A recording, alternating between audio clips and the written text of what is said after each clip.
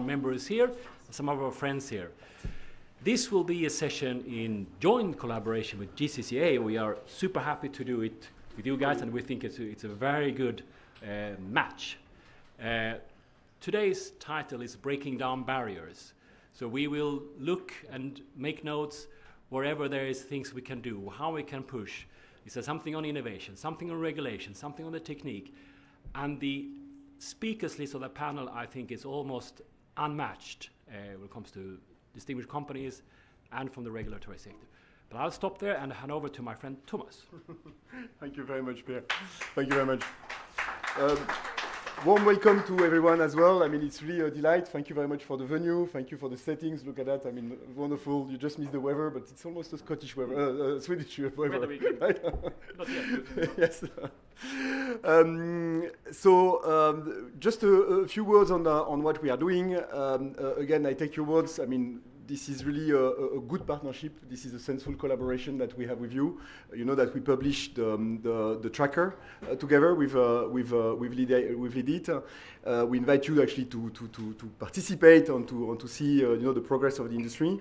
And collaboration is really important because this is how we actually making things change, right? The cooperation between the different organizations, and this is the whole week was about collaboration, etc. So GCCA, for those of you that do not know, is the Global Cement and Concrete Association. So we represent the cement industry across the world, and one of our main mission is really to help the industry to navigate through the transition on the climate discussion.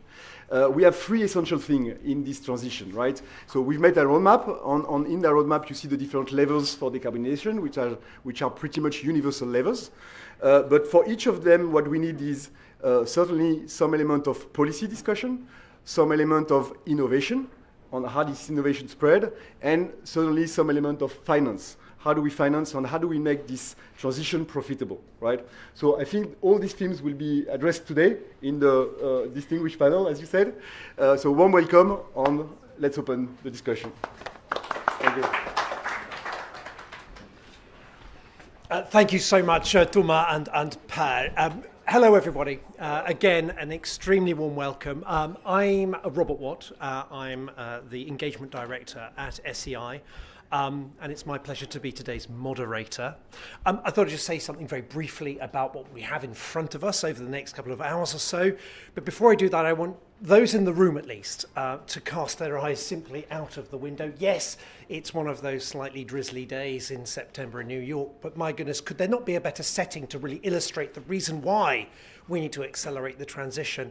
I don't know whether people online can see, but just over to my right, there is a brand new skyscraper going up. It looks like they're actually got some machinery there to do some concrete pouring as well. So look, there is the illustration of what we're trying to transition, what we're trying to deal with. This is the challenge of our day in an era where urbanization is certainly happening not only here in our presence, but all over the world.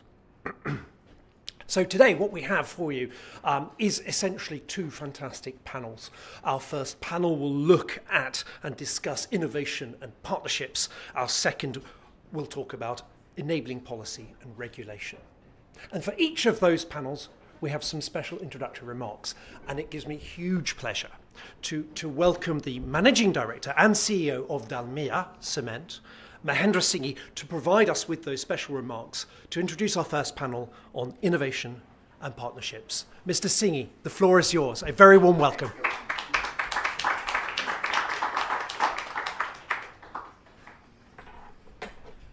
Happy morning, ladies and gentlemen. It's a great moment that LeadIT and GCCA have gathered us all together to create bridges. I'm not saying we have to break the barrier, but I'm saying we all have to together create bridges which can help in innovations, which can help in partnerships, and which can change climate change.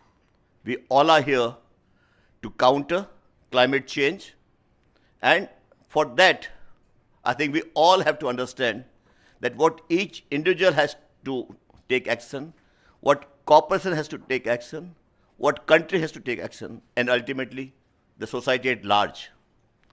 Friends, first I would like to compliment GCCA, who has brought all cement companies together globally and came out with a very ambitious target that how to make cement and concrete net zero under the leadership of Mr. Thomas and now President Mr. Fernando of CEMEX.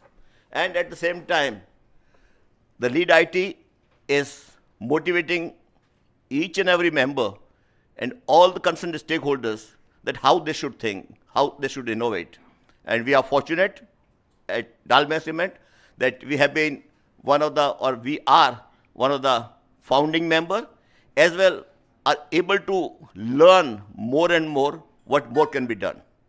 In fact, by learning and by various partnerships, our company could bring down its carbon footprints almost, I would say, 50%, 55% level of global average. And today, proudly we say that Dalmia Cement's carbon footprints are one of the lowest in global cement world. But having done that, I think challenges are there. So whatever we could do so far, that has come from broadly individual actions, not much of partnerships. Of course, innovations did happen in our organizations, and first of the innovation was to think about climate change, and as early as in 2015-16.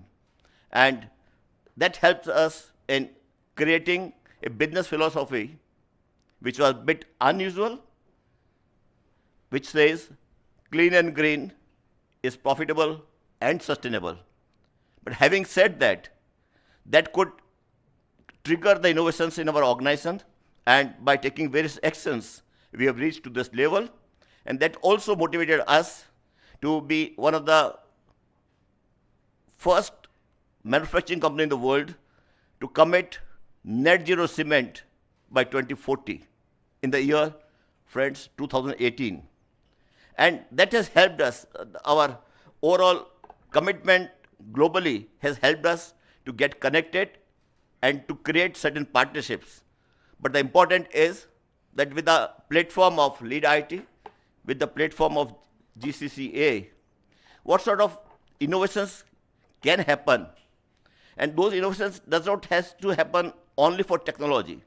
Normally what happens when organizations talk of innovations, they talk of innovations in technology, transforming X technology to Y level, from developed world to developing world, from global north to global south and all this.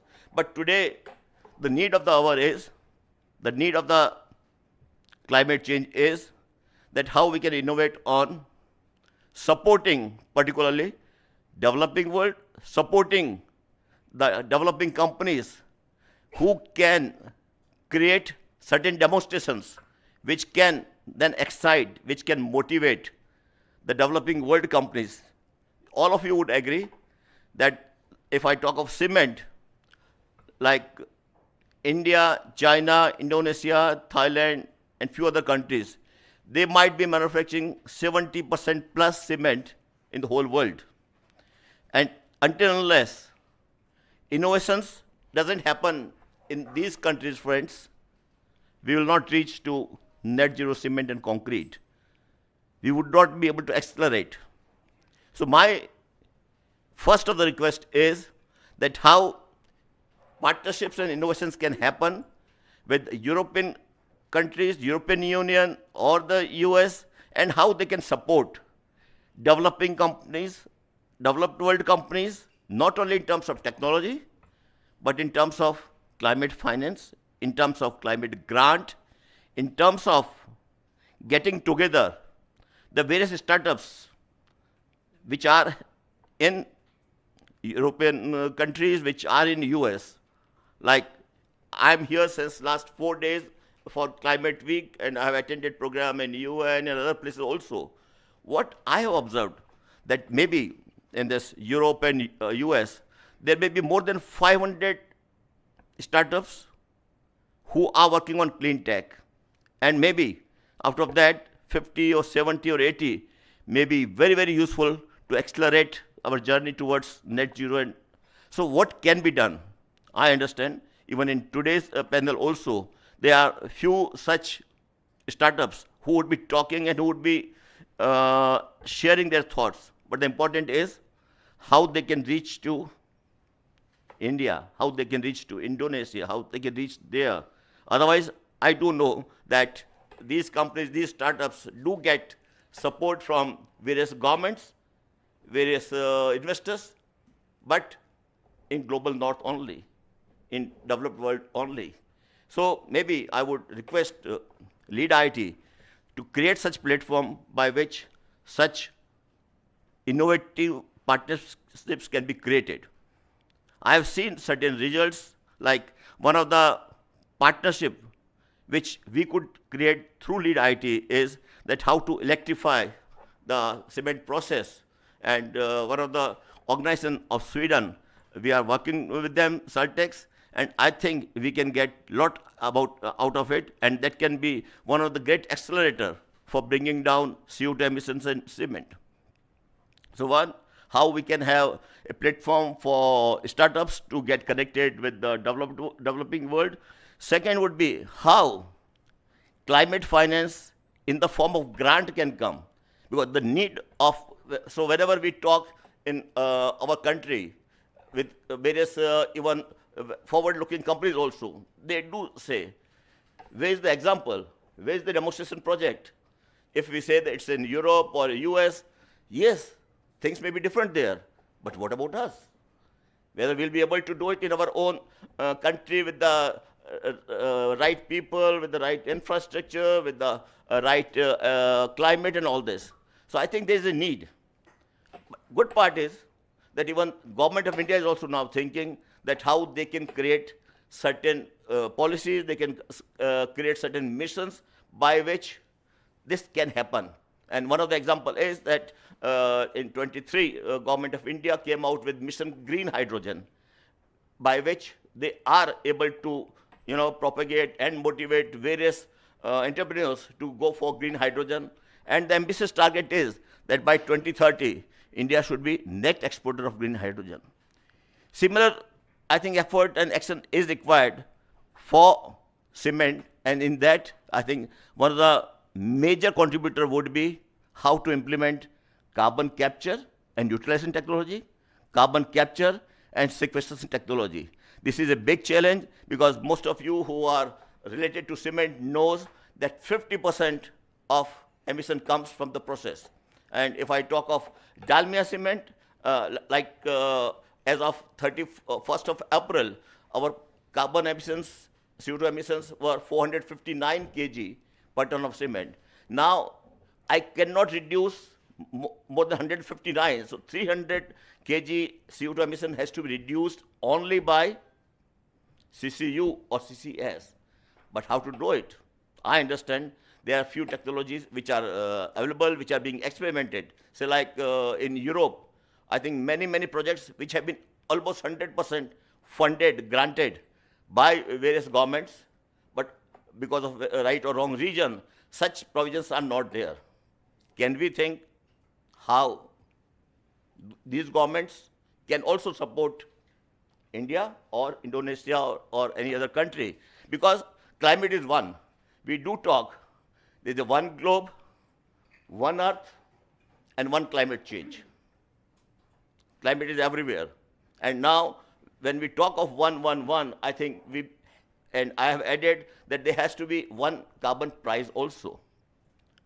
If there's a carbon credit from India or Indonesia, the price may be $20, $30 at the most.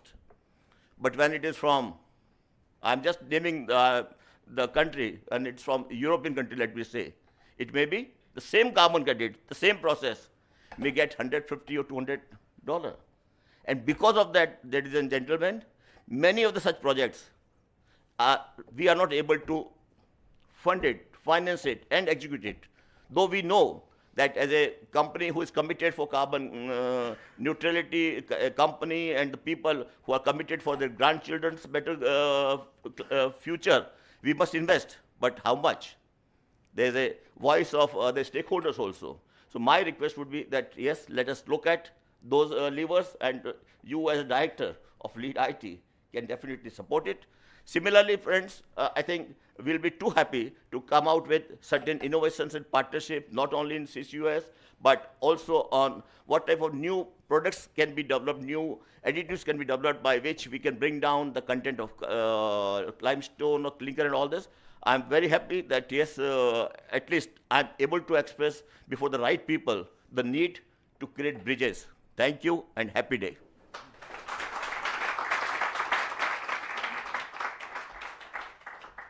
Mr. Singhi, thank you so much.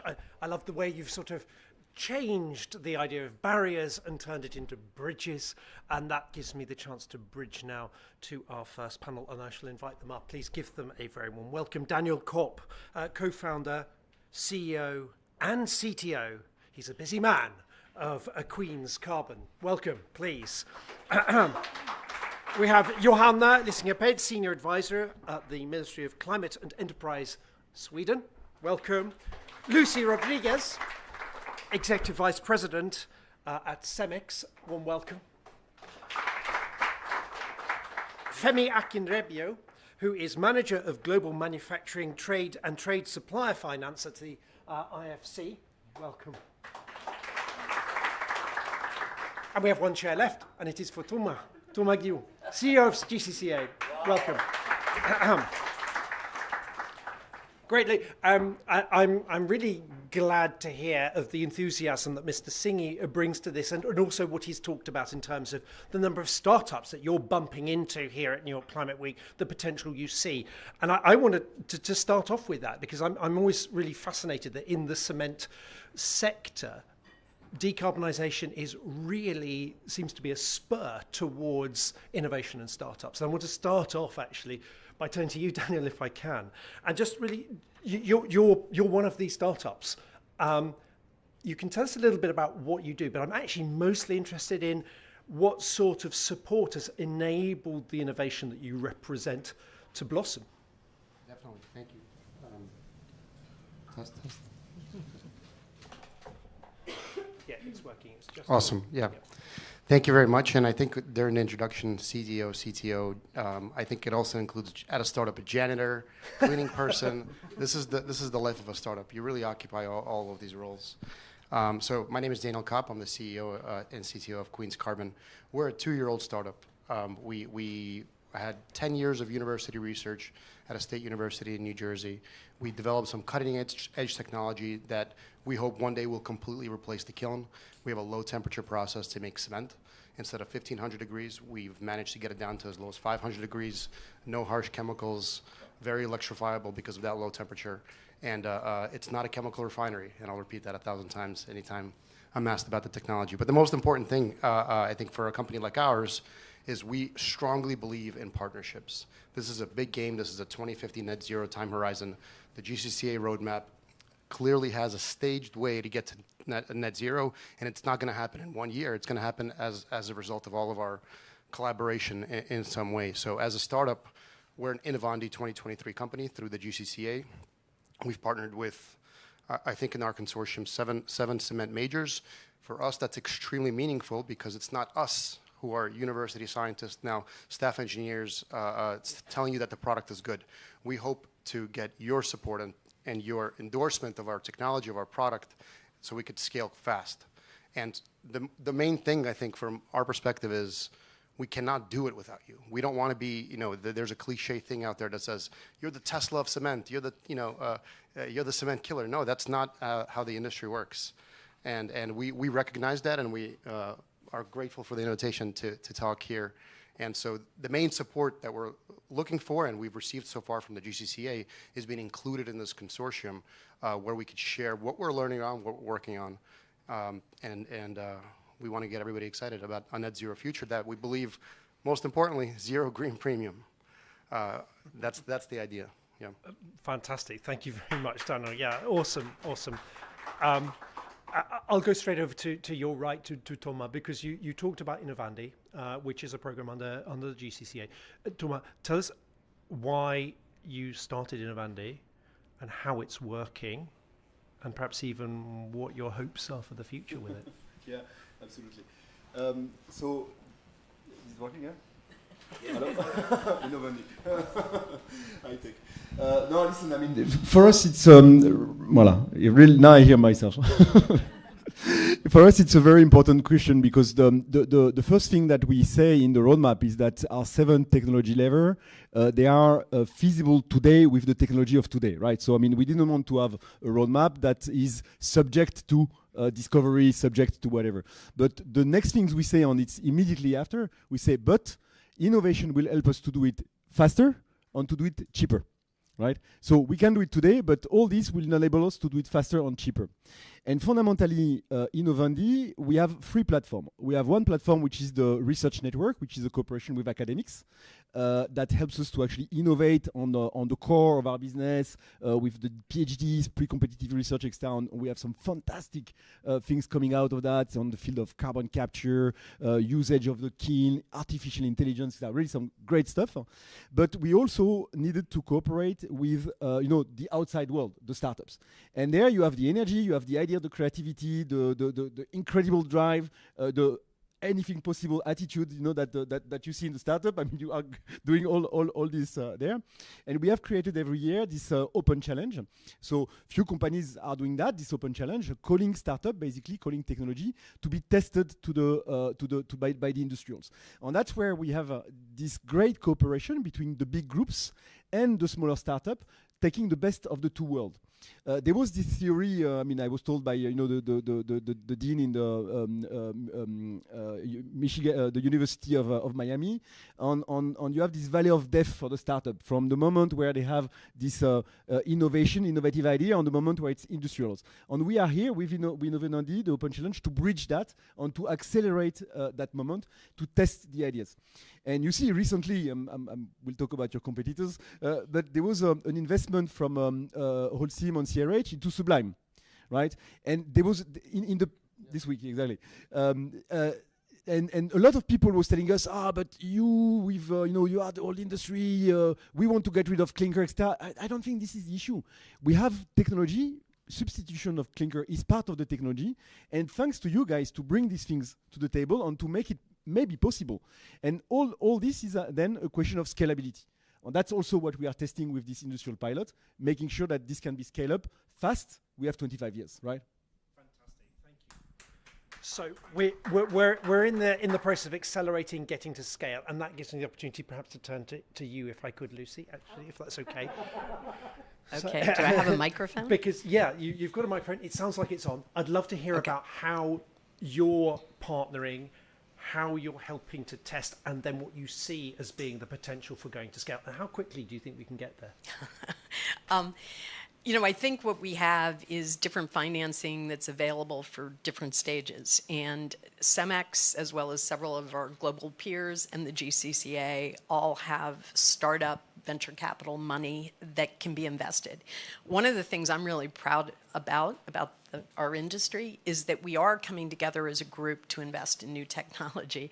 This past week, I've been with some other, quote, hard-to-abate sectors. Not the case. Everybody's trying to tackle it alone. So I think our industry is unique in that.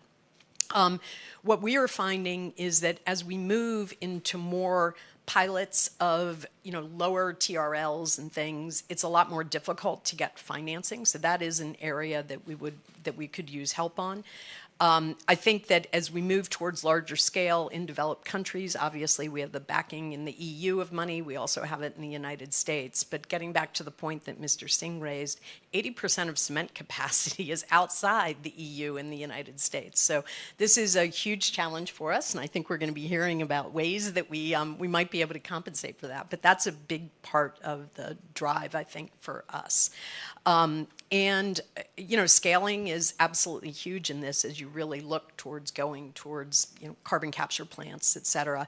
The final piece that we're seeing develop in the United States are centers of excellence as well around technology that one more time bring the industry, I think, together to be able to focus on very certain aspects and very small pilots of things like carbon capture, et cetera, at the early stage. And then hopefully it gets ramped up by industry players. So I hope that's helpful.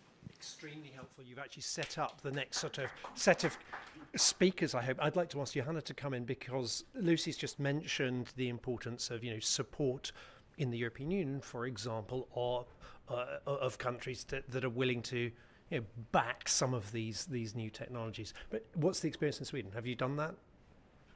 I think it was a leading question. No, but thank you so much. And just maybe to say, I think, support can come in many different shapes and forms. Sometimes it's directed to the technology and supporting startups, but I think we have also very much seen that there's a range of enabling conditions surrounding that also needs to be in place to actually succeed.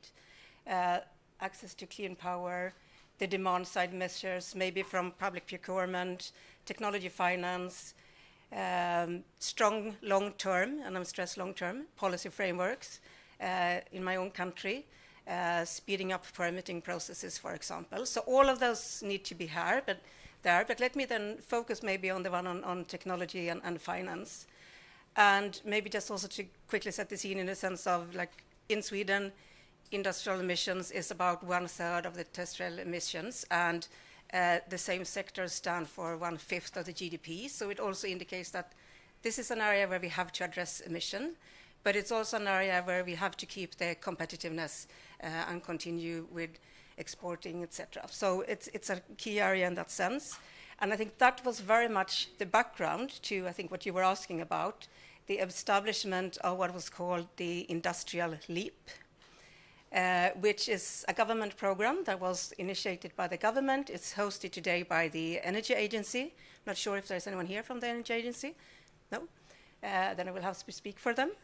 And basically, it's a program that is focusing on emission-intensive industries. It's focusing on technology to cut emissions. It's focusing on electrification, hydrogen, bio-CCU, biomass, CCU, CCS, for example. These are the 5 areas. And it's also, let's say, a long-term project, which was very important for us when establishing this. So it's everything from research, academia, cooperating together, to companies, for example. So it goes to feasibility studies, to more of a demonstration projects. And I think we have also seen that, like from 2018 to now, the kind of projects that are applied for has changed. So from the beginning, it's very much research, it's feasibility studies. Now it's more investments for commercializing actually in the next steps, which, as an encouragement, if anyone wants to look at this model and establish it, is key to actually look when you allocate budget resources, because the program change over time. We have, I think, 2 interesting examples from the cement sector. I think Mr. Singh spoke about on the rest one with Soltex before, which is looking at electric calcination. And the other one is Envision, which is also established to really look at new and innovative solutions. Interesting part on this is, I think my last word, is that all in all, I think there are projects for around 41 billion Swedish kronor. But the government, let's say, support is only 6 billion of those. So it's also showing that with quite small money, you could actually do quite a lot. And I think that's a very strong message. And many of the projects has also then been able to actually look for even greater funding from bigger funds in Europe, for example. Thank you. And then you also asked about partnership, but I get to come back to that later. Yes, definitely. But I'd really like to give Femi the chance to come in, because I think Lucy sort of set up a little bit of a dilemma. 80% of production is outside of the richer world. How are we going to address innovation for that? Can you hear me? Yes. So thanks for the opportunity to be on the panel. I think the first area to think about this will be the overall mindset, right? The problem is not for the cement industry.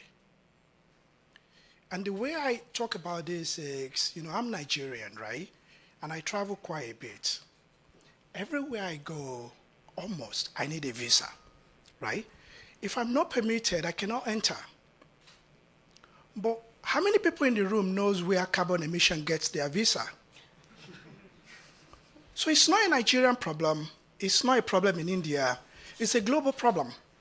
So unless we change the mindset and realize the problem is not localized, And we need to find a global partnership to make it work. I think that's the first area to think about, the first innovation, is the thinking about this is not just a problem for me, for you, for your industry, but it's a global problem because emission doesn't need visa to travel. That's number one. I think the second area, from my point of view, is, the way we say it in Africa, we say charity begins at home. So for my industry, for the finance industry as a whole, we used to bring the deal, we provide the financing, okay? But that's not going to work here. We need to begin the innovation as well in our homes, within the finance industry. And the way we're thinking about this in the IFC is we need to have tools to support you. The partnership needs to be, the finance community, the DFI community needs to be in the trenches with you. And the first thing we did in this area is to develop what we call the cement tool. And what is this? We're able to go to a cement company and say, we will deploy this tool to help you identify quick wins for carbon emission reduction. The things that are in the money today, they're no-brainer. It can be done. There are no technical obstacles to doing that. We've piloted this with Votorantim in Brazil. We did it with Aldo in Iraq. And we have a couple of other clients that are willing to test this.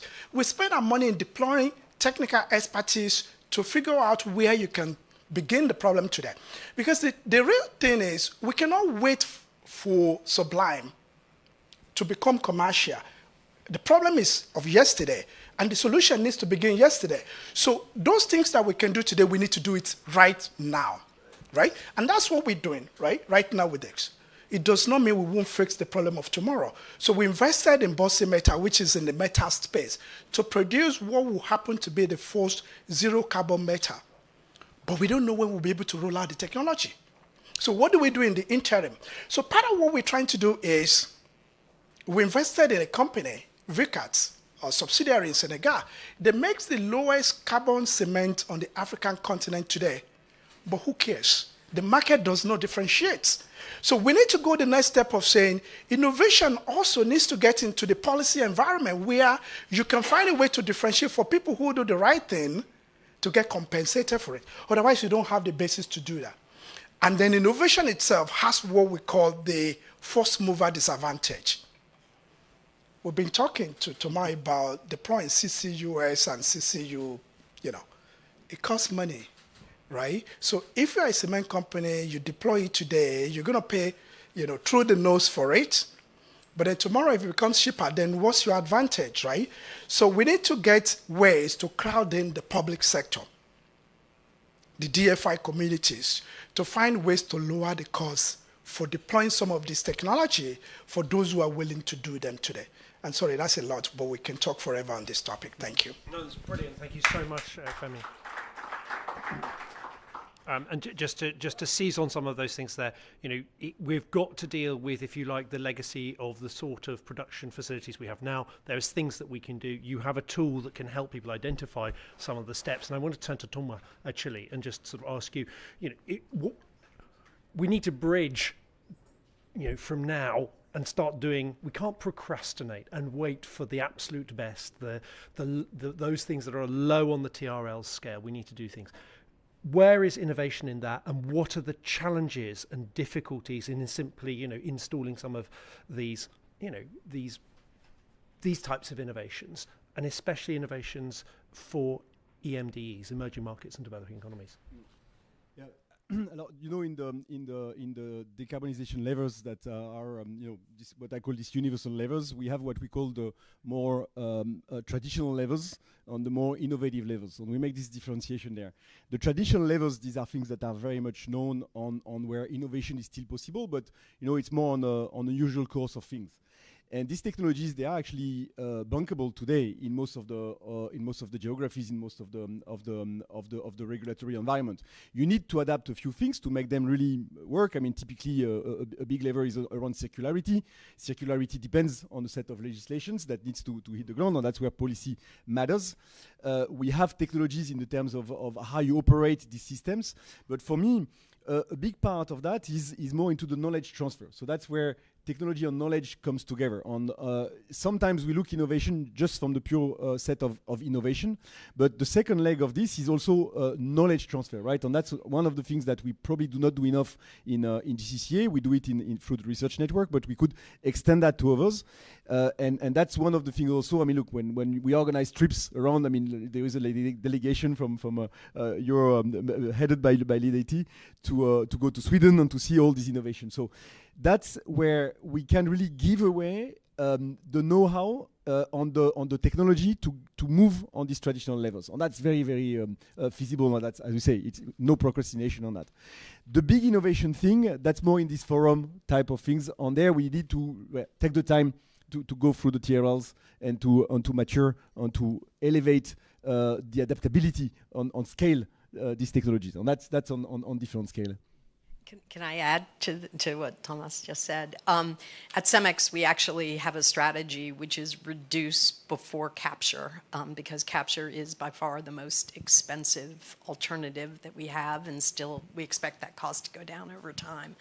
But what we have done is we announced our goals, SBTI verified 3.5 years ago, using the existing technologies from now until 2030, and then from 2030 to 2050, focus more on the breakthrough.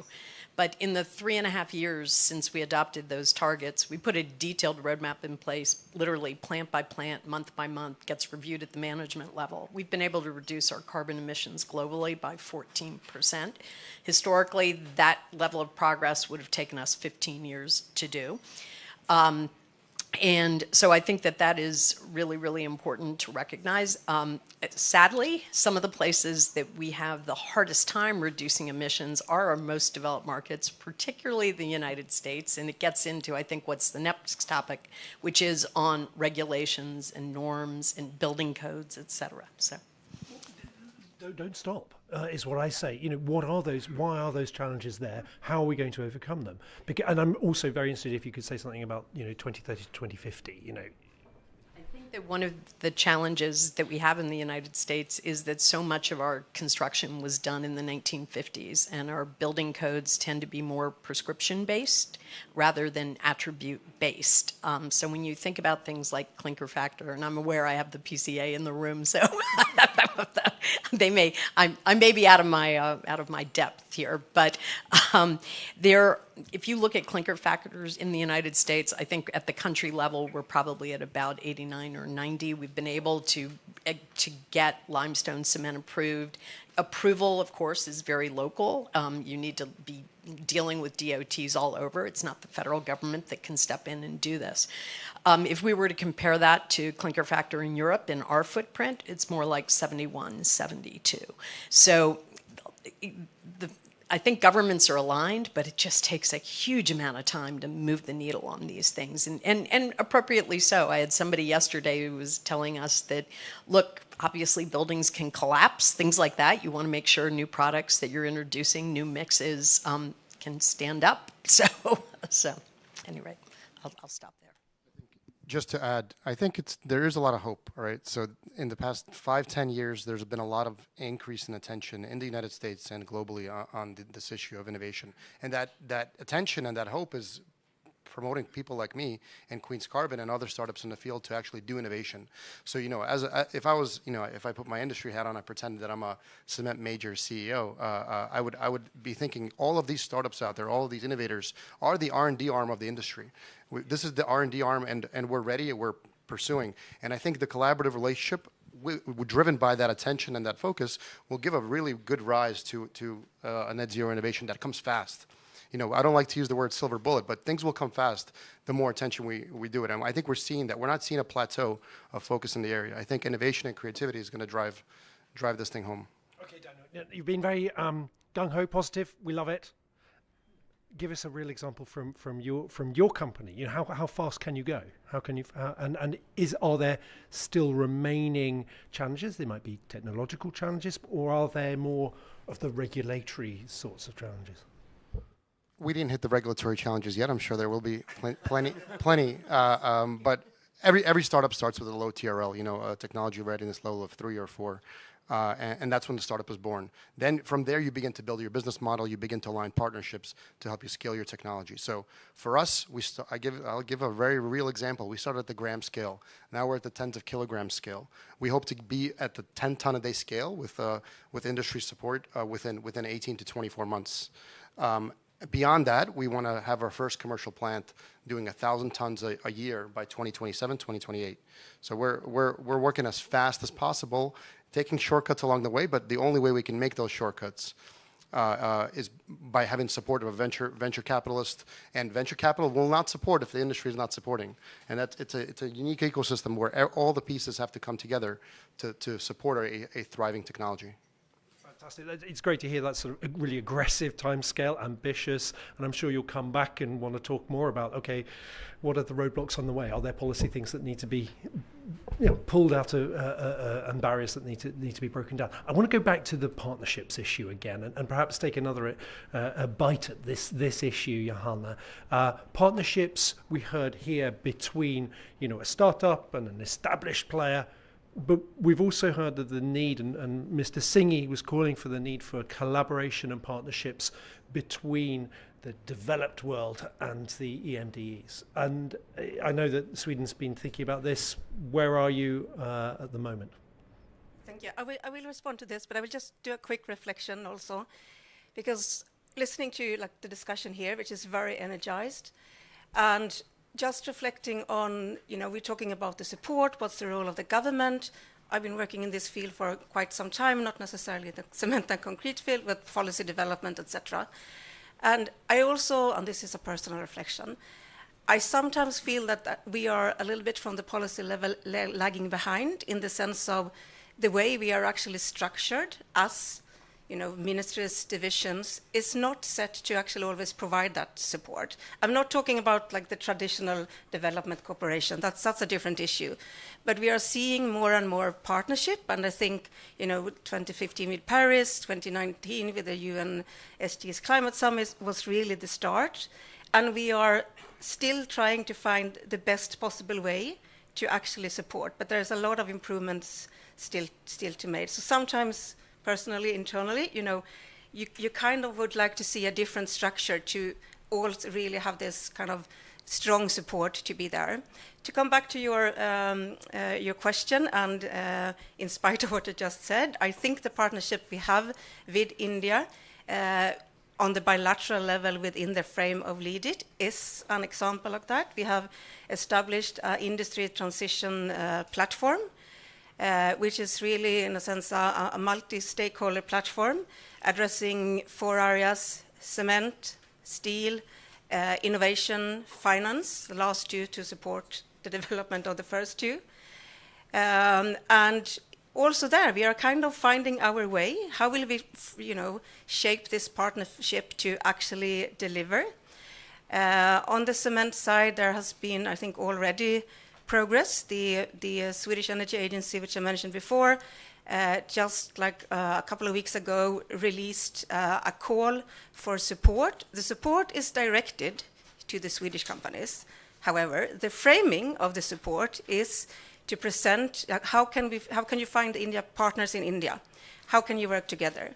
So it's really about doing that first stage of feasibility, identifying partners in India, coming up with solutions from the Swedish companies that could work in India, and trying to take that first step. And it will be, I think, from my side, very, very interesting to follow. We will have a short presentation or event at COP29, but we are really looking towards COP30 to deliver. But I think there's also huge interest to learn from others on how we can develop. And there's also, I think, an interest in, now we are working with India, UK is working with Brazil, and this is all as equal partners trying to promote transformation of the sector in both countries. And what can we learn from each other? But there's always interest in working with more countries. Thank you. Thanks very much, Johanna. Yeah. It's great to hear about that partnership. It gives me a chance to come back to Femi if I can. So Femi, you're talking about we need to seize this as a globally significant problem, but that's a great example of two countries actually trying to come together to see that there's a global problem, but deal with it as, you know, the sort of learning, the shared ideas, the innovation partnership. I want to ask you about something you said earlier, which was, you know, it's all very well having a really great low carbon cement product in Africa, but the market doesn't differentiate. So my question to you is, how do we make sure that the market does value and does pull in all of these innovations, even those innovations that are higher on the TRL scale, that can help to bridge towards those more, really truly breakthrough technologies? How do we do that? So I think there are a couple of levers that we're looking at. One is to use the leverage of the public sector in differentiating in the market in terms of, first of all, you need to kind of find a way to identify what is low carbon, what is not low carbon. That's number one. If we can establish that, then the party who is willing to pay for low carbon can identify low carbon in the market, number one. So we're working on that to see how we can get there with GCCA. The second one is that in many of our markets, the biggest purchase comes from the public sector. And the World Bank is a big supporter of many of the public sector in our markets. So we're working on a framework where we can leverage the convening power and the balance sheet of the World Bank group to get government to begin to differentiate in their purchase. You know, you have to put your money where your mouth is. And if we can begin to do that, then that guy who is making low carbon cement can then begin to see a differentiated presence in the market. But it's not going to be easy to do that. In terms of how we are approaching that, right? I don't know if Thomas want to talk about this, but, you know, let me jump the gun and mention it, right? So your industry already have your roadmap for the industry. But we need to translate that to roadmap for each country, because the journey for each country is different. So we need to be sure we have, in few markets, the roadmap at the national level. But the roadmap itself doesn't become what we need. We need to get the policymaker to then do the right thing in the market in terms of the policy environment. But for us, we finance the private sector. Unless you have private sector projects that says, I like the roadmap, I like the policy environment, we have not succeeded. So the third lever of what we want to do is to be able to find, with your support, demonstration projects where we can, you know, then hit the ground running and do a few things in the market. We hope a bunch of these things can then move in the kind of direction that we need. Great, thank you so much. Thomas, if you've got a small last reflection you want to share with us, that would be wonderful to round this panel off. I know Johanna has to rush off to represent the Minister at her next meeting, but just a last little thing on innovation partnerships. I was not talking about innovation, but I wanted to build on what the last two colleagues have done. I mean, on there, that's where the Global Association has a role, actually. You know, we are cooperating with IFC, we are cooperating with UNIDO in particular to actually execute this roadmap. So from the global vision, we are going in every country. You know, we do it in India, we do it in many countries around the world. We did it in Brazil, we did it in Colombia, and we have the vision. At the end of the day, big industrial business is about planning, it's about strategy, it's about long-term investment cycle, and it's about knowing what you have to do, right? And the example is what all the majors have done. I mean, a clear plan of action for every plant, etc. And we need to do that at country level, and we need to discuss exactly on policy transformation, and we need also then to help the one that wants to advance faster to get the money and to direct the money. So we have, in particular, made now an agreement with UNIDO, and they have wrote $8 million Canadian to Thailand because they had a roadmap on to start executing some of these projects, some of these strategies to actually go one step beyond, to build on circularity, to build on carbon management discussion, etc., etc. And this is how then we can leverage. Another example is what we did in India. In India, we have a CCUS strategy. We did that with global CCS institutes, and IFC is now helping us to actually finance the feasibility of the 5 projects that were identified. I'm not talking about demonstration project.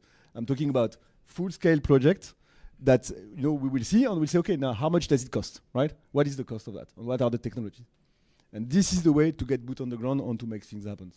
Fantastic. I think that's a great way to round off a panel that really has demonstrated partnerships that crisscross between different organizations, different roles, and that are leading to actual change and really, really ambitious projects on the ground. So many thanks to this wonderful panel on innovation and partnerships.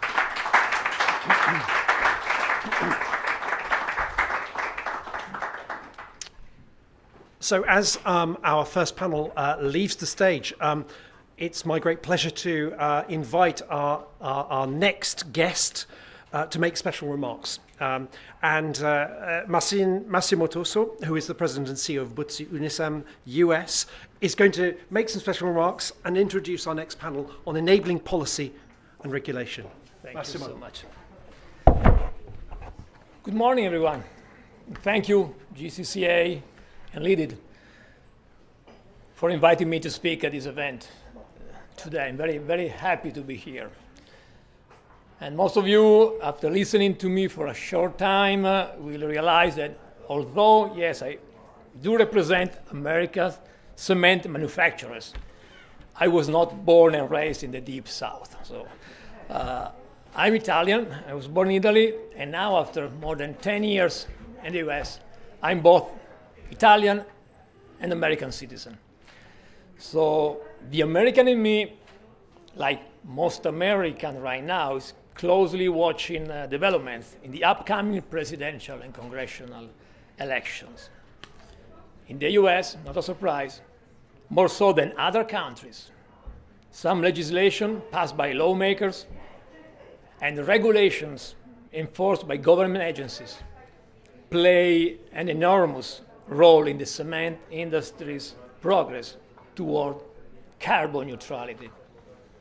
Next month, it's quite incredible, but yes, our association, PCA, will celebrate the 3rd anniversary of its roadmap to carbon neutrality.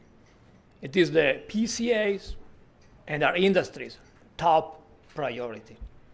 Like GCCA, we have set our goal line at 2050. But given the magnitude of our mission, we have known from the start that we cannot get there alone.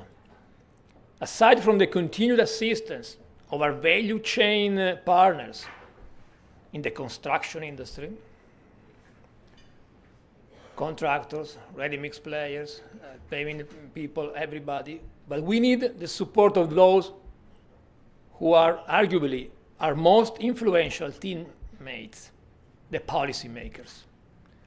America's cement companies are squarely focused, all of us, on 3 key priorities: blended cement, alternative fuels, and the heavy weight of initiatives, CCUS, carbon capture, utilization, and storage.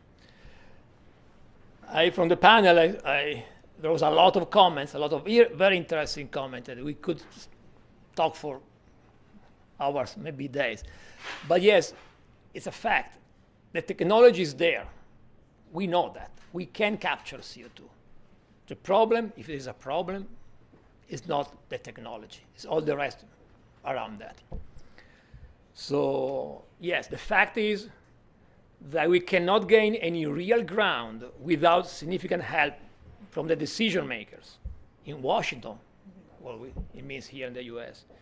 In many cases, we cannot move forward with innovative strategies that we have without first going through a cumbersome permitting process. Sometimes it takes months to receive government approval. For some projects, it can take years. So where is Daniel? Oh, you're there. So good luck when you will get to try to go to all your permitting process for your very interesting and breakthrough idea. We will do our best to help you. The delays are counterproductive, of course, slowing environmental projects that would hasten our pace to net zero. US cement manufacturers ask that Washington reform the permitting process and reduce the number of hurdles our companies must cross every day, every hour, every week, so we can successfully arrive at carbon neutrality by 2050. Guys, if not sooner, we could if we had the opportunity. And another important ask of lawmakers in the next presidential administration, please, if I can say, continue implementing clean energy and industrial decarbonization provisions included in the bipartisan infrastructure law and the Inflation Reduction Act. They need to continue. They are vital for us. PCA has advocated and continues to advocate strongly for those policies because of the critical role cement and concrete together plays in our nation's infrastructure and climate goals. PCA members are directly benefiting from Department of Energy grants.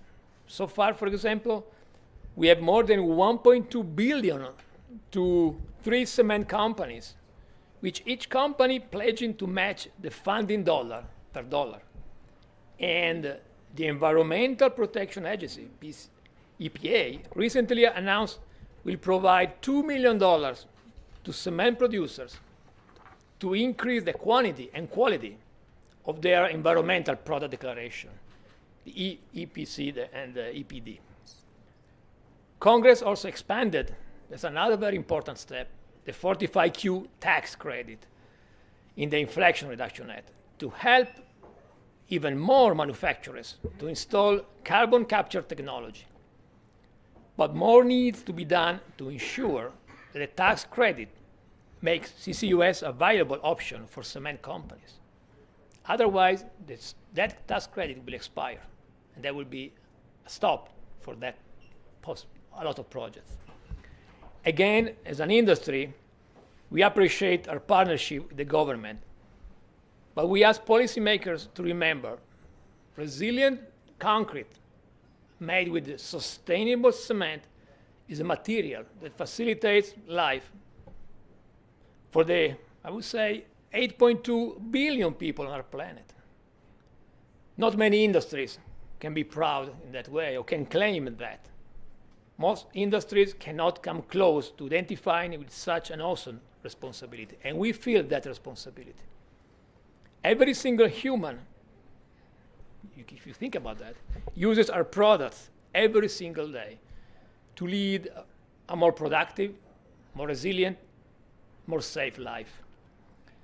Therefore, reducing the cement industry's carbon footprint is not just on the cement industry. It's really on everyone, including the government.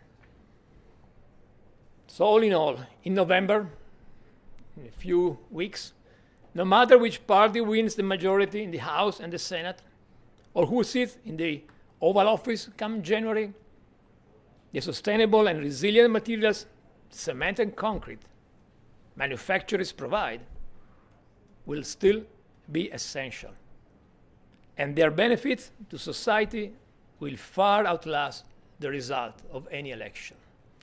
So that is what we expect when we hope, and to be sure that cement and concrete will stay as the most resilient and sustainable construction product in the market.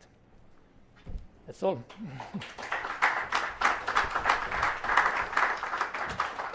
Thank you. Thank you so much, Massimo. That sets up, I think, our next panel beautifully. In fact, as we concluded our first panel, where people started talking about the enabling policies, we heard a little bit about public procurement. We've now heard about permitting, the importance of long-lived, stable policy environments. That, I think, gives us a chance to really get some experts on stage and quiz them more about what really is needed to make sure that we accelerate the transition in terms of enabling policy and regulation. And it's a great pleasure to welcome onto stage Mahendra Shanmugam, who is the Director of International Trade Policy at the Department of Trade, Industry, Competition, South Africa. Warm welcome to you, Mahendra. Cedric de Meus, who is head of Group Public Affairs at Holcim. Hi, Cedric. Good to see you again. Rachel Olategui, who is the strategy director at BioCapture. Very warm welcome. And lastly, Gernot Wagner, who is from the Climate Knowledge Initiative at Columbia University. Gernot, welcome. Great. Look, we've actually heard so far quite a lot about regulation and policy at a national level. In fact, some indications that what makes this area uniquely complex is the fact that it's a lot of subnational, city-level regulation that also has a role to play. But I don't want to start there. I want us to go a level up, and I'm going to start off with you, Mahendra, because South Africa, you're about to take over the presidency of the G20. What can South Africa do through its G20 presidency to sort of begin to push forward the group of 20, the richest countries, in order to try and really get the right sort of policies and regulations in place? Thanks, Rob, and thanks again for LeadIT and the Stockholm Environment Institute for inviting us to be on this panel, and thanks to the guests for joining us. The question has to be asked, why are we decarbonizing? Who are we decarbonizing for, and who are we trying to save? Are we trying to save only the global north? And I seem to feel that I'm becoming a broken record on this discussion, because I work on the G20, I work on BRICS, I work on G77 in China, I work on WTO issues and at COP. And the challenge I'm finding on most of these platforms as a Global South member is that decarbonization is a perception and an idea seeming to protect the livelihoods and sustain inequality that was perpetuated for our time immemorial, for the longest period possible. And the global north doesn't seem to want to move the needle, from my perception.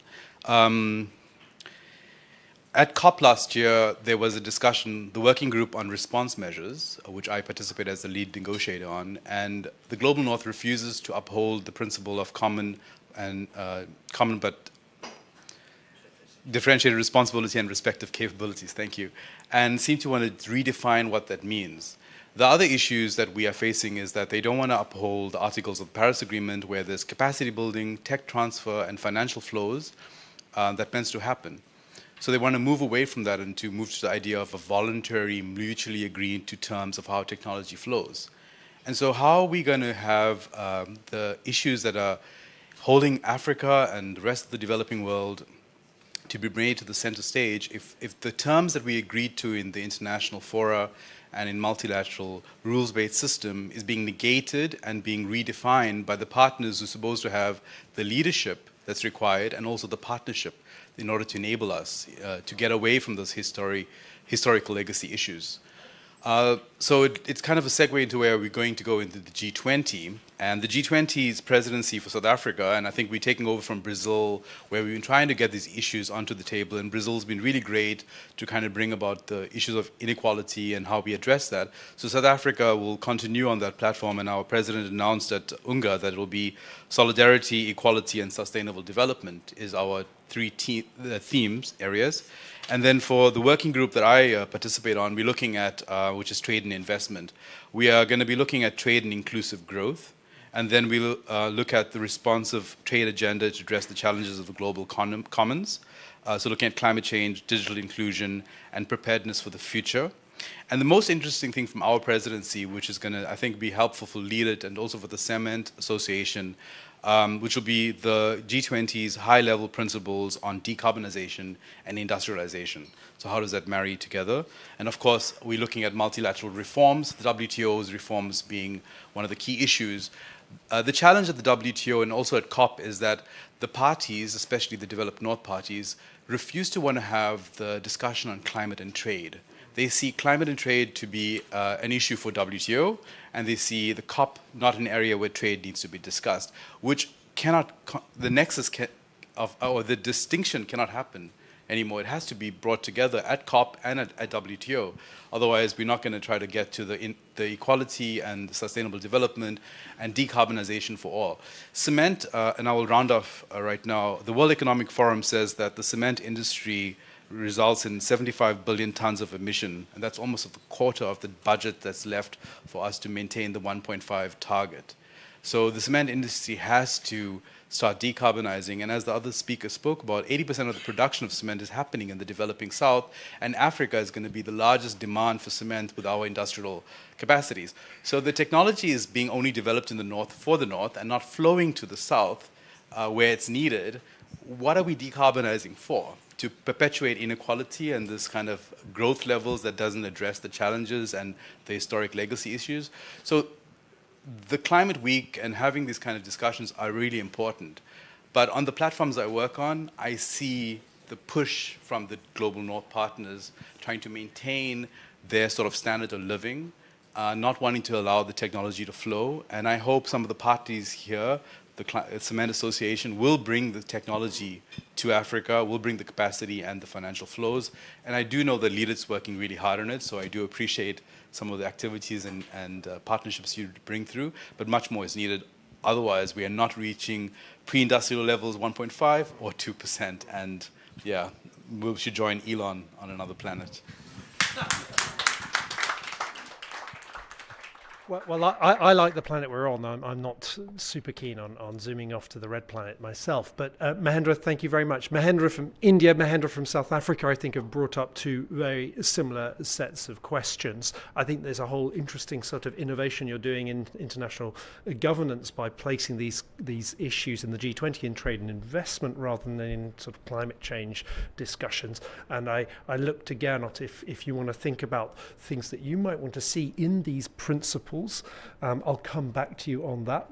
But I really want to turn, first of all, if I can, to Rochelle. And Rochelle, there's a bridge here a little bit from our previous panel talking about innovation, because you represent an extraordinary, innovative company that is working on one of those really challenging areas of technology that Dulma was talking about, which is carbon capture, essentially. Tell us a little bit about what has enabled your company to get to where it is at the moment in terms of its development of the technology, but also the beginning of that deployment phase that you're in at the moment. Over to you, Rochelle. Well, thank you so much. Okay. Oh, it's an honor to be here. Really appreciate the moment that we can share this. Well, I'm the CEO of carbon biocapture, and what we do is we capture CO2 from different sources, like industrial and also urban sites. And what we do is we have a technology with microalgae, and it's very innovative. We're already working with a couple of cement plants in Colombia, in Mexico, in Chile, and also here in the States in Newberry. We work with a consortium of Holcim, Cemex, Argos, and CRRH. So what we have been going through, it's a 17-year project, and we're a small and medium-sized women-owned company, which we're really proud. And so, yes, of course. And we have our CEO here, Andrea. Please raise your hand. She's like the mastermind of everything. And for me, it's an honor also to be part of this company, because how everything started, Andrea is from Chile, and she saw that we needed to clean the water that was polluted. So she started doing a research. She's a social worker, and she's not in a technology, but she saw the need to do something towards the people around the area. And that's how she came across microalgae. And then she developed that technology to help also capture CO2, capture NOx, also different emissions. And that's how we started working with in a plant in Chile. And then we have been growing.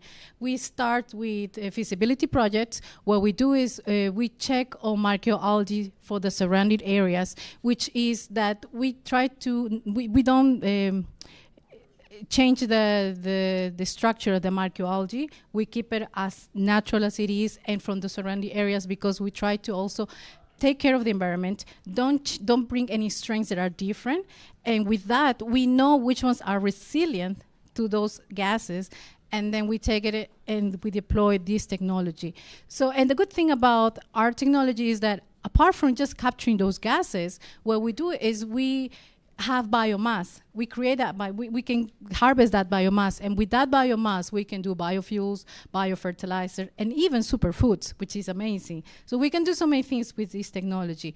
So right now, we're in the scale of TRL 7, 8. We're ready to scale, and we know that our project is scalable, is sustainable, and we also by taking like about 14 of the SDGs of the 17. So we want to bring this technology as something that is also with how do you say? Sorry, my English is sometimes. So what we want to do is help women in the rural areas where we're deploying this technology. Because when we have the biomass, we teach these women to harvest the biomass, and we are promoting circular economy. Not just the technology that captures CO2, not just the technology that we create biomass, but also give work to people around those areas that sometimes they are marginalized. So that's what we do.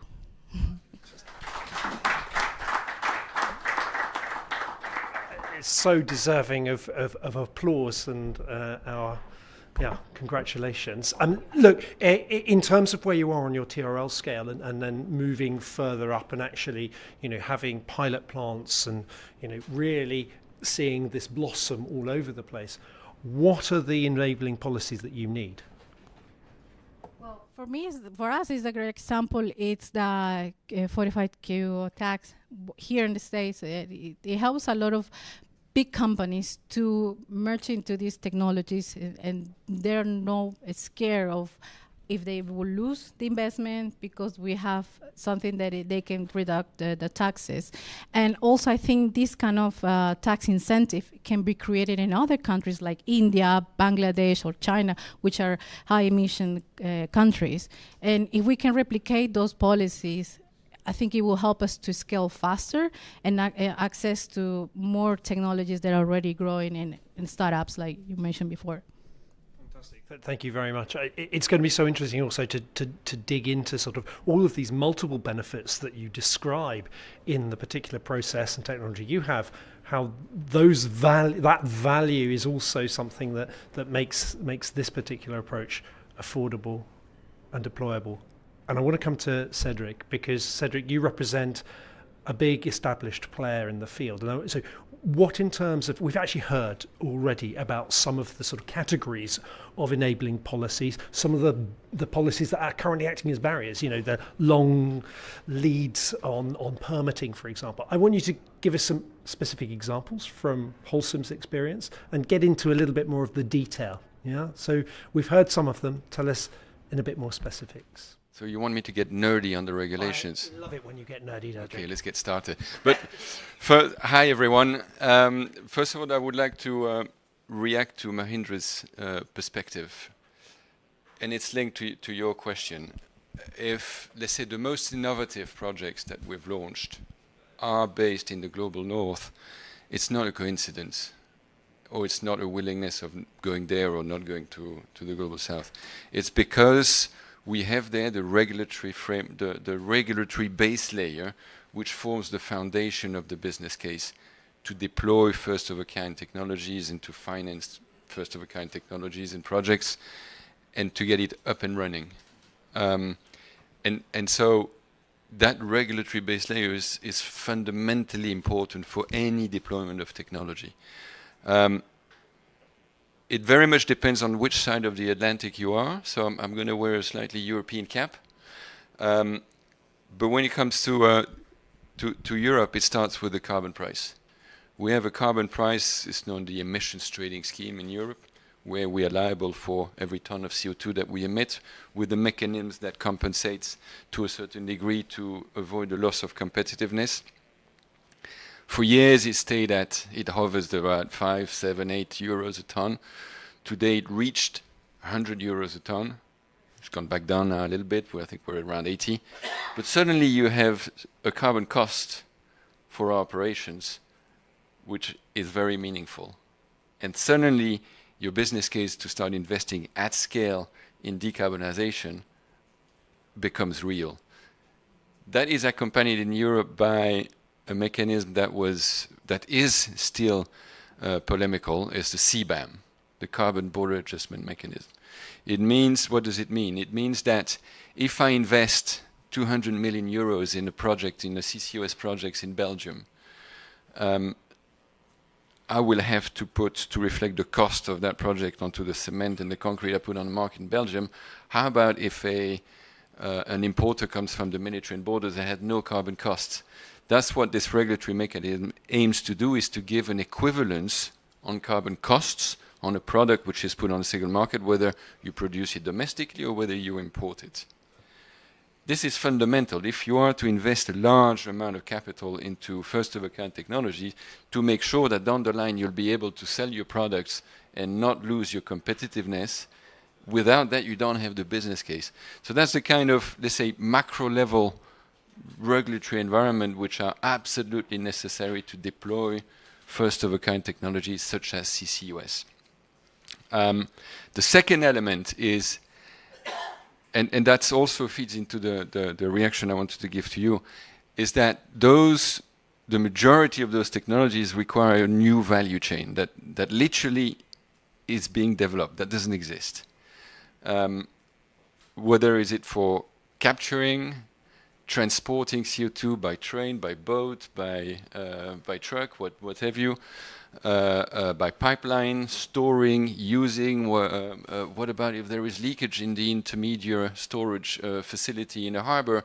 All of this brings new questions. We are entering commercial relationships with all of these actors, but there is no jurisprudence, nothing. We've never done any of that kind of commercial relationship. And there again, you need the regulatory framework that gives you answers to some of the questions that we need to solve with the commercial, for having long-term healthy commercial relationship. And I mentioned, for example, if there is a leakage, who is liable? At what point of the pipeline, who is liable? Those are very detailed questions, but which are fundamental in order to have the value chain up and running and have the whole project up and running. Because if you don't have that, what's happening upstream is not happening, and the whole thing is delayed. And then the last one I will mention is more the downstream regulation. It's more creating a market for decarbonization. Once we've done all the capture, once we've done the transport, the purification, the storage or utilization, who's going to buy it? And that's the downstream legislation, which varies enormously from country to country, even from region to region or province to province. Those are the building codes. Is the building certification schemes. Here in New York City, many of the buildings that you enter, you can see the plaque that says LEED certified, platinum, or what have you. So there are different mechanisms in different countries that gives a signal, a market signal, an incentive to the market players to start procuring. If I look at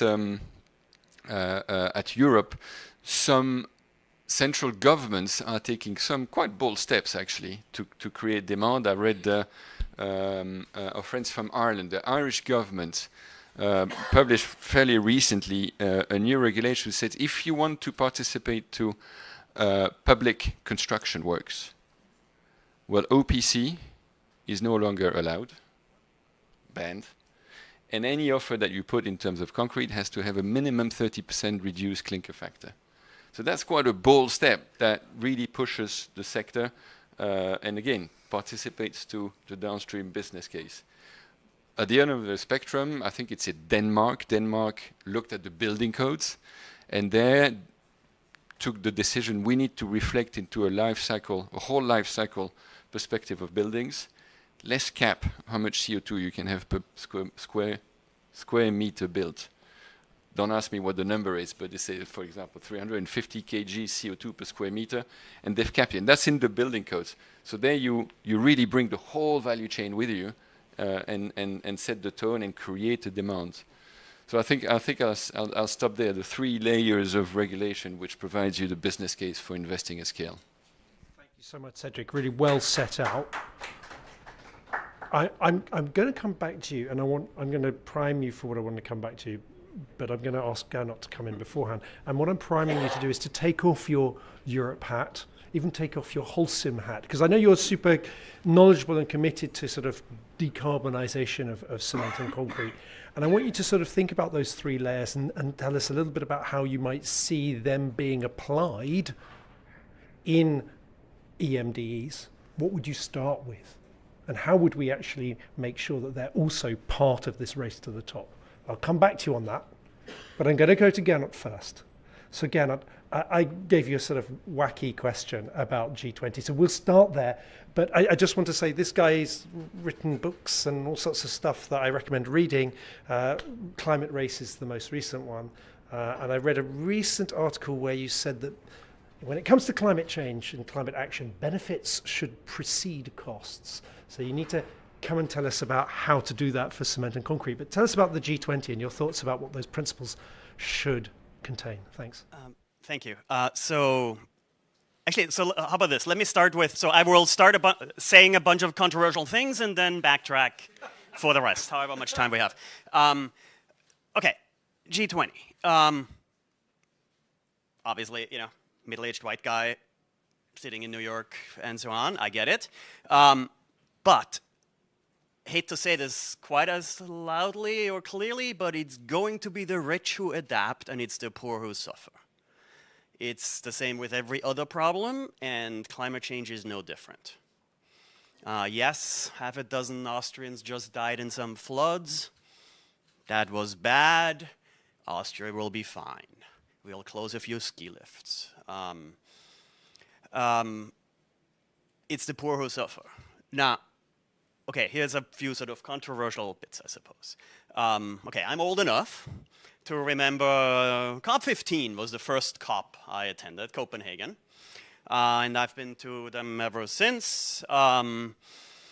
Unclear this year, right? The more autocratic the COP host, the bigger Climate Week in New York gets. So, you know. But when you think about back then, what sort of the conversation was, it was, well, the economists, yes, one of them, tell us the cost of this per ton of CO2 is X, and X back then was around $50, and we hand out Nobel Prizes for that particular insight. By the time he won the prize, Bill Nordhaus, 2019, that cost, he still said 50, but the rest of us said 200. And I'm supposed to be finalizing edits on a paper this morning that is going to say, well, bare minimum, lowercase conservative minimum, 280, 300, and we can't exclude twice as much or 3 times as much. And yes, the Europeans, I'm very happy, Cedric, thank you, I'm not the first one to say ETS and CBAM and so on. Europeans are at 80. Fellow Austro-American, who came with slightly more steroids in his suitcase, when he signed the law into place in California, we were in 15 there. By now, California is at $30 per ton of CO2. Thank you, Schwarzenegger. And it's the sort of thing where you say, okay, cool, they're at 30. How can we get to the 300? Well, first of all, it's a lot easier to get from 30 to 300 than from 0 to 30. As the Swedes, for example, can tell us, right? $120 plus per ton of CO2-ish carbon price. They started in 1991, right? Why? Because the marginal income tax rate was 90% or higher. And at some point, right, there is a reform to be done where, bipartisan, tripartisan or whatever, and some economist, Thomas Sterner, Swede, right, writes the book, and the way policy making is done in Sweden, apparently, the academic writes the book, politicians look at the book, read the book, and say that's the rational policy, let's enact it. Not quite, but, okay, where are we? What do we do? So first of all, let me sign all 3, right? 2 nights ago, I sit on stage up at Columbia and get to quiz the European Climate Commissioner for Climate Action, right? Wopke Hoekstra. By the way, he's 6'5", right? I'm not. So that was fun. But more importantly, he says the exact same things we say here. Of course. right? And we all say the same things. And not to be the complete cynic and say, you know, okay, and at what point? But right, he has an easier time talking about, yes, we need to price carbon because his predecessors have, or the 27 countries have, agreed to this. What did it come down to in the end? I guess to put it bluntly, there are three sources of money in the world. There are shareholders, there are ratepayers, consumers, and there are taxpayers. And everything, not just here, but the other 899 formal events as part of NYC Climate Week, twice as many as last year, by the way, right? Every single one of these conversations is about not if, but when, and it's about who pays. And, right, Daniel, are you still here? Right, I wish you well, and I wish Cody well with Brimstone, and Leia with Sublime, and Cemex, and Holcim, and any incumbent. At the end of the day, okay, so some of my fellow, actually Columbia academics in this case, write books called The Innovator's Dilemma, right? Where, yep, we all know, and I love Daniel's, right? So we will somehow have, right? We ought to consider folks in this room as sort of the R&D shop, and we do, right? And then, without naming names or frankly knowing any specific examples, but every once in a while there's an incumbent who will look at the gnat over there in the corner and say, better buy them now and, you know, figure out how to not scale this too fast for all the obvious reasons. One more small point.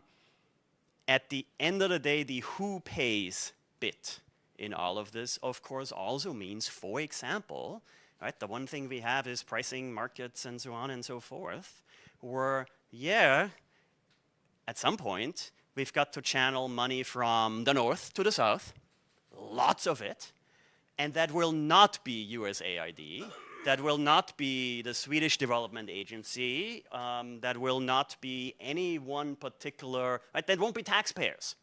This is not going to be Americans taxing themselves and sending the check overseas.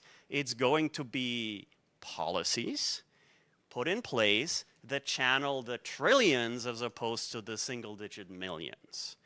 And maybe the single way I know how to say this is, let's stop talking about innovative, creative, or whatever adjective there is in front of the word finance. Much like there are these 7 scalable technologies, and then the Daniels of the world, of course, too, and the innovative stuff. There is also on the finance side the $3.2 trillion sitting around waiting to be invested. But we can't get there because of the boring things like sovereign credit risks, like the sort of things that, look, we're not going to solve for climate here because we've tried for a century plus and we can't solve for any of these. What it takes is the boring, repetitive, right, the private-public partnership, the philanthropy, the $25 million MacArthur Foundation guarantee to free the $1 billion investment to take the risk at the end. And the first time, it's an op-ed in the New York Times. The second, third, fifth, 1,000th time, it better be something that, the accountants do, the lawyers do. Nobody sits on a panel, talks about it. It is simply the most boring, replicable, plumber-type stuff that just gets done because, how else can we possibly do this? Thank you very much, Gernot. I want to circle back to Mahendra, if I can, because Gernot's, acknowledging the sort of the need to not talk in the millions or billions, but talk in the trillions. But we also need to think about the practical application of that money as well. And that's where I want to come back to you. Yeah? And how do you see, in South Africa, from your perspective, how are we going to have the sorts of policies that then can actually mobilize and use well all of those billions and trillions that need to flow from the north to make the key? The policies are there. Thanks, Rob. The policies are there. It's not that the policies are lacking. There is a perceived risk that innovation doesn't want to flow there or money doesn't want to flow there. You talk about 2015 in Copenhagen, 100 billion was promised that hasn't flown or trickled down towards helping.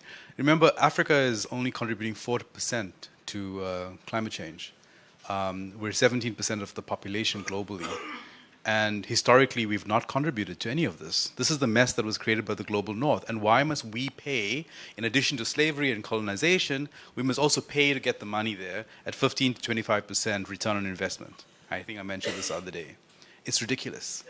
The global north needs to uphold its commitment. You've created the mess. Bring the finances, bring the technology. As the previous speaker said, emissions does not have a visa. It's going to come. The world you're trying to save will just stop at your borders, and you'll be saved, and the rest of us are going to be, going into a heavy cup. No, that's just crazy talk. So yeah, I also think we're operating as business as usual. The markets want to see a benefit. The market structure wants to remain the same. The Bretton Woods institutions wants to remain the same. The reforms do not want to be implemented. 1.5% is not going to be achieved. We are deluding ourselves. There needs to be a radical wake-up that, you say with the carbon border adjustment mechanism, those mechanisms are punitive and coercive and actually does not benefit anybody but Europe. It's a WTO challenge, like the Inflation Reduction Act. Who is it helping? It's not helping anybody in the global south. It's helping a certain population to retain its privileges. So the market needs to understand that there needs to be a change in how we do things. The continuation of this sort of structure and financial architecture, it's only enabling a few, and I just think we're imploding our own kind of dreams and the futures. Very quick. So I don't know about the cement. I don't know the cement story to tell, and I won't pretend to know. Right. So the perfect clinker ratio and so on. Not me. I'm the economist. CBAM. Steel. There are companies, Hyundai, POSCO in that case, arguably not the global south, but South Korea, they only export 5% of their wares to Europe, where CBAM in some sense shouldn't matter, where basically the fact that policy is not this God-given thing, but is in fact endogenous, is the executive vice president, the CTO of Hyundai, saying, because of Europe punishing us, literally, right? Punitive in the sense that we are now going to be able to lobby our own government to avoid the punishment, keep the money in our country. Right? Now, I get it, right? And maybe the very short additional thing is there's literally a bipartisan agreement in this country, this one, bipartisan. Senator Cassidy, Louisiana, conservative dude. Senator Whitehouse, not conservative, who both say the US should have a carbon border adjustment mechanism equivalent, right? Now, some of this is, tax them over there, not us kind of thing, of course, right? And then if you're over there, you would say, like, tax yourself, thank you. But I guess the real part of this conversation strikes me as global problem, global solution, we can't do anything. True. I teach that on a whiteboard in a classroom. Actually, I should say, I taught that on a whiteboard in a classroom when I taught at a policy school. Now I'm at a business school, and frankly, that is the biggest excuse out there not to do anything, right? Because if we say, look, we've got to have the perfect pricing system, get out of the way in order to do anything, hate to say this, but COP 60, we will still be having the same conversations. May I? Just briefly, yeah. I do want to bring in our other panelists. everything's such a paribus. It's not all the same. That's why I think back to common but differential responsibility and respective capabilities. Carbon border adjustment mechanisms for rich economies who are transitioning, who can, those are maybe a good thing. As I said, Africa has not contributed to this. So why do you apply a carbon border adjustment mechanism to a whole continent that, one job sustains 10 households? And in the steel industry, the economic jumps are not there. You can't just jump from one industry because there's a punitive measure that you now need to maybe do the imports that are greener, and then you can jump to an economic activity to sustain those jobs. It won't happen. South Africa has 40% unemployment with the economic stability for the region, for SADC, and you're targeting industries where we're just able to have economies of scale: cement, steel, aluminium. The aluminium industry in South Africa sustains the grid. So if you apply a CBAM onto the aluminium sector, a whole region will collapse, the grid will become unstable. So how do you speak to industrialization? You're applying policies unilaterally and equally, and you can't. You just can't develop these kind of policies and say we can implement it equally for everybody. For Austria, implement CBAM, yeah. Then it's also most favored nation state. You're violating the rules that you guys created. The WTO was created by the North. These are rules that were created to sustain the trading architecture. And then you're saying, let's when it doesn't work for us, let's go behind the scenes and say, no, let's create IRA, because IRA supports us. So I'm afraid that we may be disappearing into a rabbit hole of trade here. Yeah, which is another problem. Massimo, in a second, okay, but I really want to give the panel the opportunity to continue this conversation. We have an opportunity for people to mingle afterwards and to take up these questions again, which is what I was going to suggest that Ganesh and Mahendra do with others. But I do want to bring back our panelists into this. Great, excellent. So I'll start with Cedric, if I can, Rochelle. I asked a sort of question to you, taking off all of your many hats and just thinking about how to respond to the reality of this 80% outside of the developed countries. How do we actually practically, and I know that there are all these international architectures, trade and policies, but how do we practically help to get an accelerated decarbonization in cement and concrete there? Look, I wish I had the answer. Frankly, I don't. But a couple of thoughts, and I'm a forever optimist.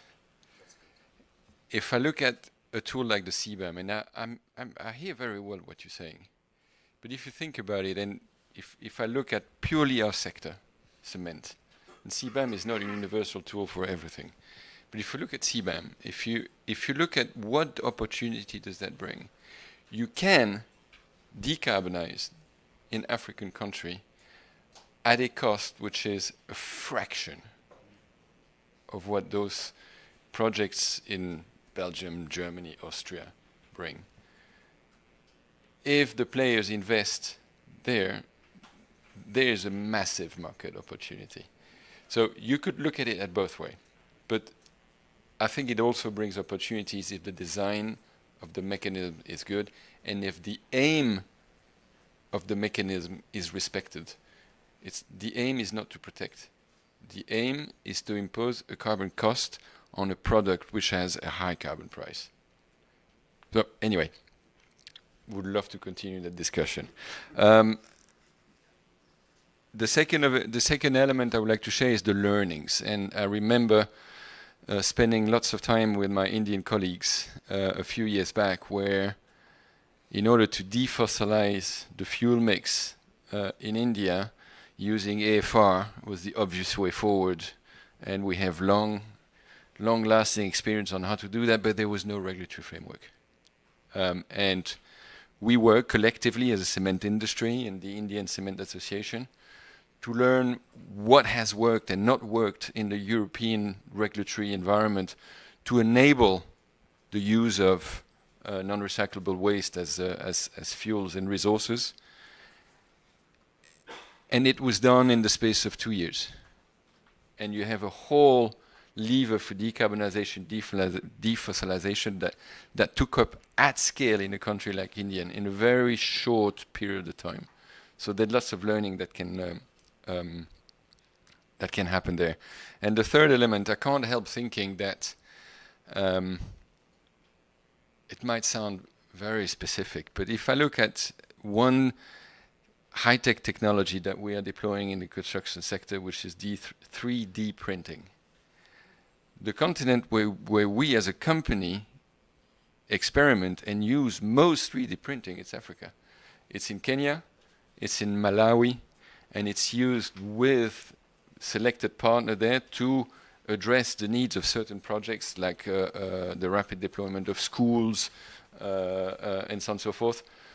Social housing districts in the suburbs of Nairobi. This is a technology that is adapted to certain needs and can be deployed there. And there the power of market actors is super important. And that's beyond any regulatory needs. That's just the willingness of market actors, development agencies to bring technology, to bring innovation and collaborate in that sense. I'll stop there, Rob. Thank you very much, Cedric. I want to give Rochelle the last word on this panel. We will then have a chance for some reactions and questions, which I know are bubbling in the audience, which is great. But Rochelle, I want to just come back to what you talked about. You're the only speaker, I think, that has talked about the SDGs, that has taken that broader perspective than just the sort of the carbon perspective, which is great. And you've talked about being a women-owned company. You've talked about also the communities that you're in. And my question is a little bit naive, perhaps, which is, you're really looking to scale up. Are you going to be able to hold on to all of the things you talked about in terms of those multiple benefits to the communities while you scale up? Is it going to be possible to have both? Yes, definitely, because that's our main core in our business. We really want to do a change, and I think we're holding a big responsibility, not just capturing CO2, but also changing the world. And just talking with policymakers, with people who are actually in the private and public sector, we know that this responsibility is not only capturing CO2, it's also combating climate change. And combating climate change meaning that, like you said, poor people are affected. And I've seen it firsthand. I used to work also with rural farmers in rural areas of Peru. And we saw the devastating effects of climate change, how every year they kept losing their crops. So we have to act in things that it can be benefit for them, because if we don't do nothing and we just try to prolong the policies, prolong things that are not going to have an effect, we're going to take too long to help them. So that's our main core. We just don't only want to want one thing. We want to change the world. Fantastic. Thank you very much. A warm hand to this panel. And I now turn it over to the audience. We have a microphone. Nadia, thank you. Please raise your hand if you'd like to ask a question. Keep them nice and pointed and short, if you can, and let us know who you are and where you're from. Please, over there. Hi everyone, thanks for the panel discussion. I'm Rishabh Bansal from Sequoia Climate Foundation. I have a question regarding, there is another technology, LC3 for cement, and it reduces like 20-30% of the, compared to OPC, and we are all talking about like solving for zero a lot of times. So are we losing the opportunity in the near term? Like one of the panelists talked about earlier, like we need solutions now. So what do you think? Are we losing opportunity by focusing on CCUS a lot maybe? And how do we change that? Yeah, just jump in if from the panel. And we also have other people from previous panels who could also say something if they wish to. Cedric, you start. So a quick one. I can't agree more with you. And no, we're not losing it because we're doing it. We're doing it. There's always a perception. We talk on these sort of panels, this sort of discussion, we talk a lot about CCUS because it sounds very fancy, alongside different kinds of innovation and startups. If I look at the company I work for, Holcim, our decarbonization strategy is not a CCUS strategy.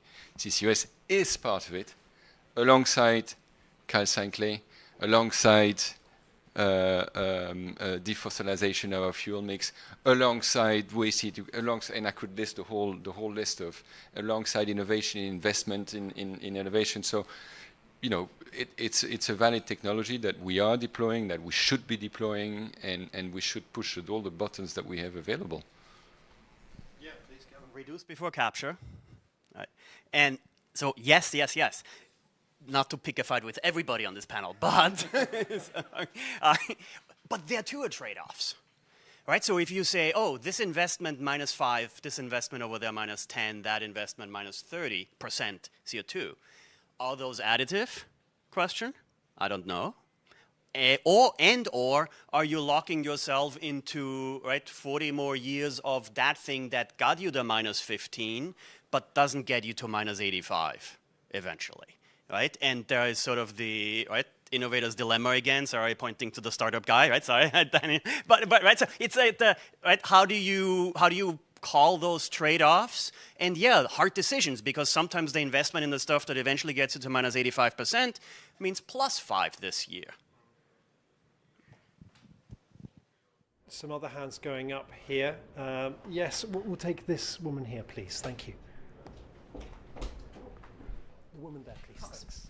Great, wonderful panel to really appreciate being here. My name is Michal Haramati. I'm with the Natural Resources Defense Council, and my focus is primarily on our state level industrial decarbonization.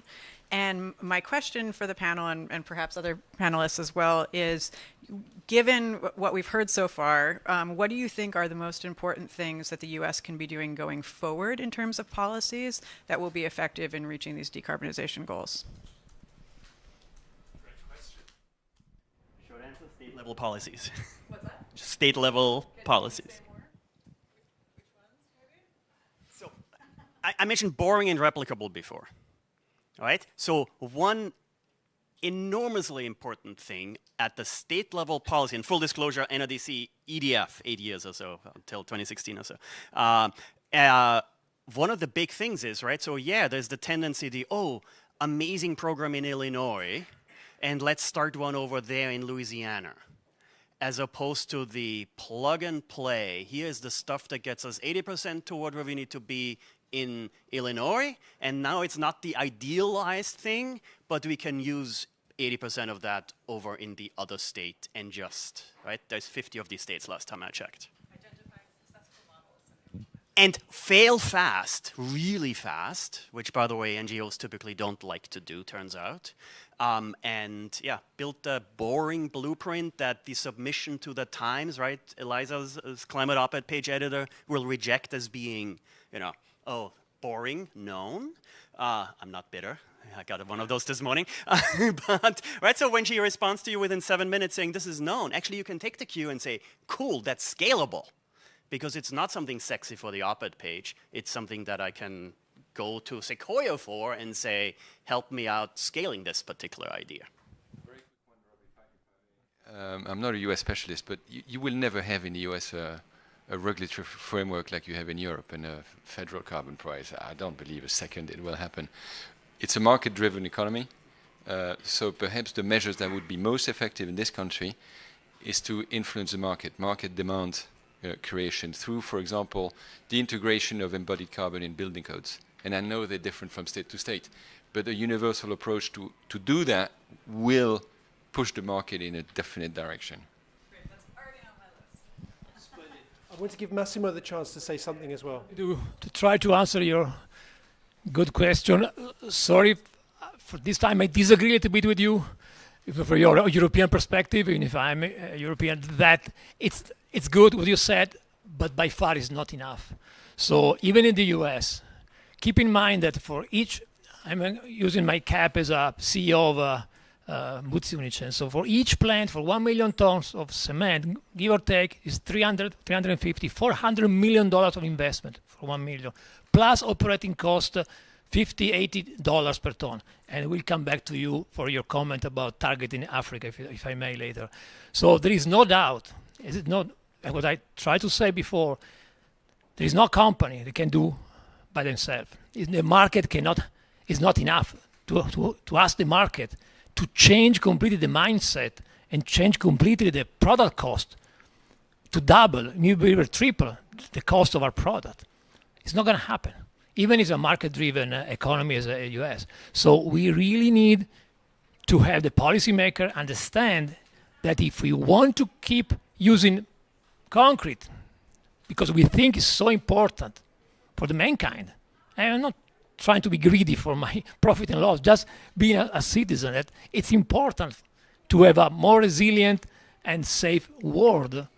We need to have provisions, we need to have tax credit, we need to have help for all the possible, also taxpayers. That's the point.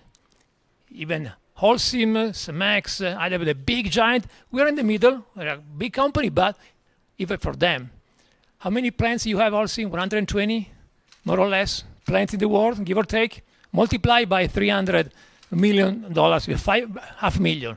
You can imagine the cash flow they need in the next 25 years until 2050.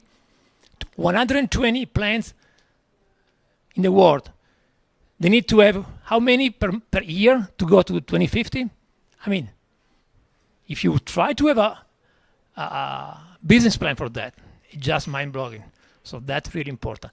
If I may, just sorry to bother you, but I couldn't stay silent. What you said regarding targeting Africa, and I know in the north we are bad. We have been we are culprit by definition. But the CBAN is not at all, and you answer very well, not at all targeting any country. It's just defending our economy. In the US right now, as a CEO, I'm fighting every day against importers. In the right way, don't get me wrong, but but 125 million tons of cement consumed per year in the U.S. You know how many are already coming from outside, from abroad, imported? 25 million. Already now, we are in a difficult situation because our costs are by far higher than the importers. But it's economy, it's competition, we like it. We like to compete. Tomorrow, if I need to add $50, $80 per ton on top of the capex, sorry Africa, I need a CBAN. I will be bankrupt otherwise. In 2 days, that doesn't work. So the CBAN or any other mechanism is vital, crucial, and not because we want to target any other country. We would just want to keep our industry competitive and able to compete in the globalized market. Maybe I can respond. Thanks very much, Massimo. I do want to take another question from the audience, if I can. Anupam, please. Thank you very much. Very interesting panel discussion. First, I would like to have one small point. Basically, in terms of CO2 emission mitigations from the sector like cement, steel, concrete, I think there needs to be a great emphasis on embodied carbon emissions. In the New York Climate Week, I've been attending some events, and everywhere the overall focus is on operational building footprint or operational office footprint, but at the same time embodied carbon footprint is not discussed anywhere. So unless building codes, regulatory mechanisms are there across the globe, which particularly talk about embodied carbon footprint, and Cedric has mentioned it very nicely that there needs to be that embodied carbon footprint across the globe in the regulatory frameworks and the building codes, then only there will be chance for further deployment of blended cements. For example, in our company, we have been able to use 87% of blended cement. Today we are producing 87% out of total product portfolio, but that remaining 30% that needs strong regulatory building codes to switch, and we are ready to switch, but how to switch if there is a demand in the market? So I think that's one important point. Then the question is basically to biocapture, and I wanted to know about the algae that the algae strain. So primarily whether it is a usual wild algae strain or there is some specific genetically modified algae strain that you are using. Thank you. Genetically modified strains. That's what I mentioned. What we do is we have the microalgae from the surrounding area, and we test it because they're already resilient to those gases. So we take it and then we worked with the feasibility project to see which one is more resilient for that. Thank you very much, Rochelle. And Anupam, you're from Dalmia, so that people know in the room. Look, thank you so much to the panels and to your excellent questions. We're almost at closing, but to help us close, we have two fantastic people with us to give us some closing remarks. It's great to be able to introduce them because they represent, if you like, an important sort of breakthrough that we're working with in cement. From Canada, we have Nadia Scipio del Campo, the head of foreign policy and diplomacy from the Consulate General of Canada in New York. And Canada has championed the cement breakthrough, which was then launched at COP28, and we're very happy also to welcome Dr. Abdullah Malek, who's the Director of Energy Transition from the United Arab Emirates COP28 presidency. So a great partnership. To give us some closing remarks, please. Very welcome to come forward.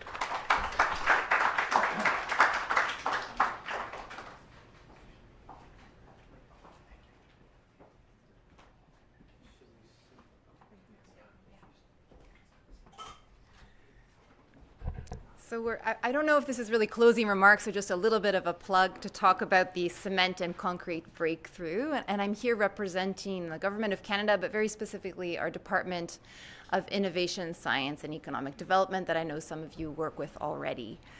Really pleased to be joined by Dr. Malik, who will say a few remarks as well afterwards. I really want to thank you all for coming today. It clearly is a heated discussion with many different directions and a very complicated topic and issue that you have at hand. I think you've made the point that concrete is really an indispensable product in the built environment. And one of the reasons that Canada is involved in this discussion is, at least in Canada, this sector contributes to about $76 billion to our economy annually and supports over 158,000 jobs. So smaller country than the United States, 40 million, but still really important to our sector. And I think as recognizing really the imperative that we really want to drive deeper GHG emission reductions through this industry, this is really why we've committed, co-chaired with the UAE, to co-chair the cement and concrete breakthrough. And really with the support of the GCCA and LeadIT as well here today. So I'll just take a few minutes to tell you about it, just in case you don't know the parameters and maybe how you can be involved.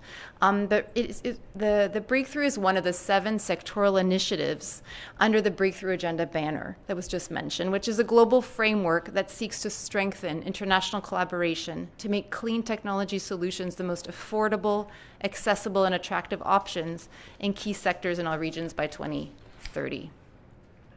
And this particular breakthrough is one of the 2 multilateral initiatives, as was mentioned, that was launched last year in Dubai at COP23.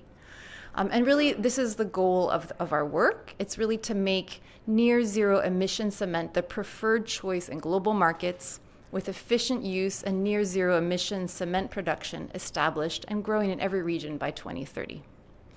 Now, to do so, what we are doing is we're working to galvanize key global partners around an ambitious action plan, and we have 3 pillars, and I'll tell you about them quickly. The first pillar is identifying priority actions, the second pillar is knowledge sharing, and the third is industry engagement. And under the first pillar, so on priority actions, we met this June, and we have established 4 thematic areas that some of you have touched on already. The first one is standards and definitions. The second is demand creation. The third is collaboration, education, innovation, and scale up of existing technologies. And the fourth is the finance, investment, and relevant ecosystem. The second pillar, as I mentioned, is really knowledge sharing. And as you all know, decarbonization is really a global challenge that requires a strong and sustained collective action. And we think we need some sort of common understanding and common language on this. So we've come up with some thematic dialogues that started this year and will continue next year in a few topics, including the use of supplementary cementitious materials, co-processing and circularity, and carbon capture, storage, and utilization. And these are opportunities, if you're not participating already, for members to hear case studies of successful application of these technologies from governments, but also and talk about standards and regulations. And the third pillar of the action plan, as we talked about, is industry engagement. And many of you are from the industry here today. We just want to reemphasize, at least from Canada's perspective, that collaboration between private and public partners is really necessary to make these clean solutions affordable, accessible, and attractive. We think that demand for more sustainable cement will only continue to increase as consumers seek low carbon building and construction projects and new regulations emerge within the sector. And we're really relying on you to play a critical role. And in fact, I just want to commend the cement industry as being the first sector to monitor and publicly report its CO2 emissions at a global level. So congratulations. So while this cement and concrete breakthrough will be an important mechanism, we think, to share and collaborate between governments, we really think, again, the industry is a meaningful partner in this process. Thank you so much, for example, on the GCCA's industry roadmap that was mentioned earlier today as a great example. Really want to thank, again, LeadIT for really working on that public-private collaboration. So in closing, and I'm going to pass the mic to Dr. Malik, really looking forward to seeing where these partnerships and discussions go. Merci.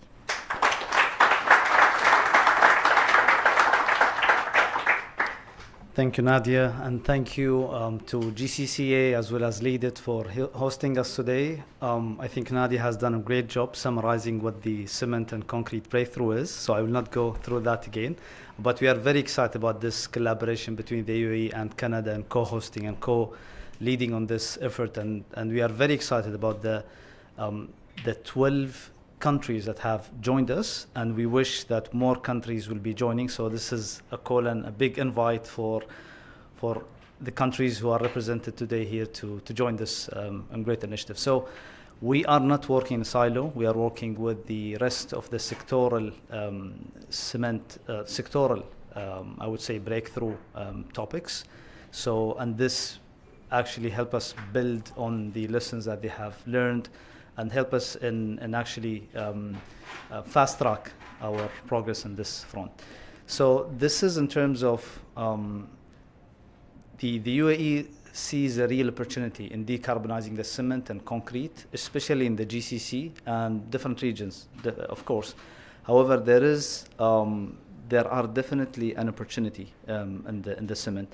And we heard today from the interesting discussions that before you actually capture, you go into reduce, and that entails switching fuels, that entails also changing the raw material, the LC3 we heard about.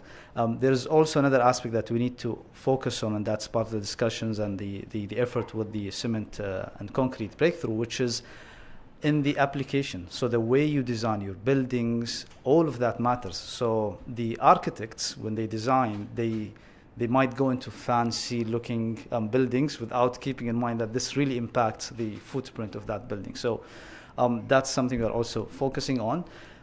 In addition to this political track, at the presidency and GCCA, I'm mentioning this because GCCA is a partner in that initiative, which is the Industrial Transition Accelerator, because we heard that in some projects, in some, I would say, states or some regions or some even projects, certain levers are actually going to be, will give us a lot of progress versus another project. So we need a project-based approach, looking at each project, and we see what are the barriers and how do we accelerate moving it into FID, because there are so many projects announced, but they are still stuck before FID. So we launched with the Bloomberg Philanthropies as well as UNFCCC and GFANZ Network, what we call the Industrial Transition Accelerator. And a key sector there is a cement and concrete.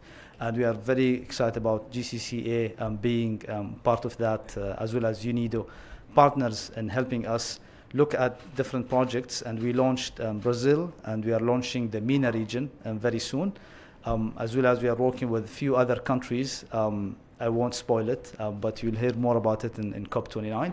So in addition to looking at each project, what does it take to progress these into FID in these countries, we are also looking at what are the policy, let's say, enablers in these countries to help complement that effort. So with that, I would like to thank you so much for hosting us today once again, and thank you for inviting us. Thanks a lot.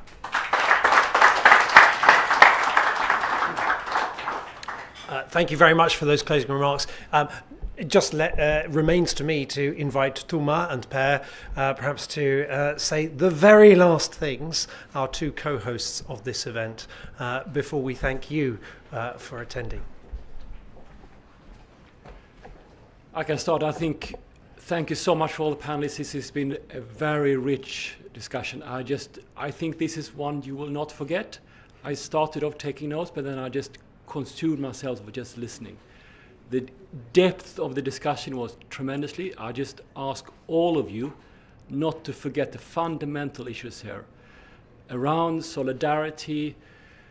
Carbon emission doesn't need a visa. There was a lot of her between the innovator's dilemma. These are fundamental issues that were brought forward here today. So a tremendous thank you from all of us to all of you.